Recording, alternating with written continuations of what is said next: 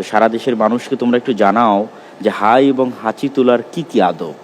হাঁচি তুলে বলবে আলহামদুলিল্লাহ, অর্থ সমস্ত প্রশংসা মহান আল্লাহ তাআলার জন্য।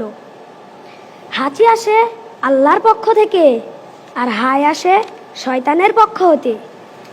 হাঁচি দেওয়ার সময় কাপড়, টিস্যু বা কনুই দিয়ে মুখ হালকা চেপে ধরবে, যাতে করে হাঁচির ছিটা কারো গায়ে না লাগে এবং শব্দ কম হয়। হাঁচি দিলে আলহামদুলিল্লাহ না বললে তাকে আলহামদুলিল্লাহ বলার জন্য স্মরণ করিয়ে দেবে। সে আলহামদুলিল্লাহ বললে আমাকে বলতে হবে ইয়ারহামুকাল্লাহ।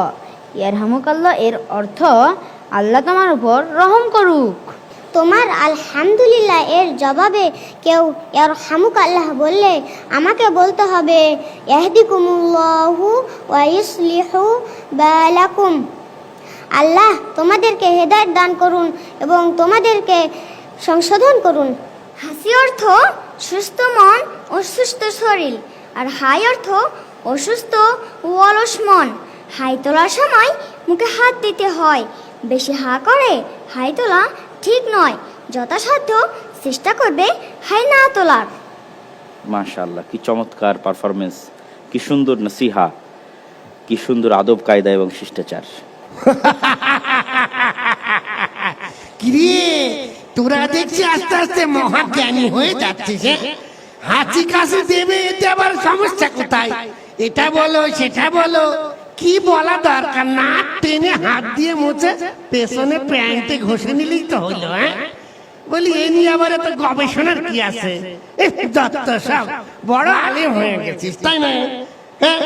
শোন, শরীর অসুস্থ হইলে তো হাঁচি কাশি হবেই, তাই বলছিলাম এত কথা বলার দরকার নাই। আর হ্যাঁ, হাই উঠলে হা করেই হাই তুলবি, ওটার হাত দিয়ে ঢাকারও প্রয়োজন নেই, না হলে আমি তোদের পেটের ভেতরে শরীরের ভেতরে ঢুকবো কেমনে রে? এই আমরা আরেকটু বিস্তারিত শুনি আব্দুর রহিম বিন আব্দুর রাজ্জাকের নিকট থেকে। আলহামদুলিল্লাহ, মাশাআল্লাহ, আমরা হাঁচি সম্পর্কিত সম্পূর্ণ হুকুম আহকাম শিখে গেছি আমাদের ছোট্ট বাচ্চাদের কাছে থেকে। কিন্তু আমরা দেখলাম শয়তান কিন্তু হাই তুললে খুশি হয়, এবং আল্লাহ রাসূল সাল্লাল্লাহু আলাইহি ওয়াসাল্লাম বলছেন যখন কেউ হাই তুলে তখন শয়তান আনন্দিত হয়, হাসে। আর যখন কেউ হাঁচি ওঠার পরে রব্বুল আলামিনের প্রশংসা করে আলহামদুলিল্লাহ বলে, তখন তার জন্য ফেরেশতারা দোয়া করে রহমতের, সুবহানাল্লাহ।